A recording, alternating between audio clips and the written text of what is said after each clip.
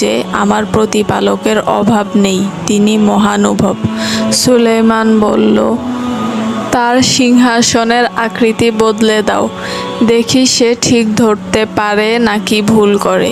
বিলকিস যখন পৌঁছালো তখন তাকে জিজ্ঞাসা করা হলো, তোমার সিংহাসন কি এরকম?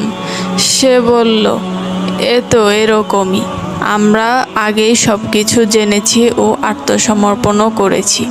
আল্লাহর পরিবর্তে সে যার পূজা করত তাই তাকে সত্য থেকে সরিয়ে রেখেছিল। সে বিলকিস ছিল অবিশ্বাসী সম্প্রদায়ের একজন।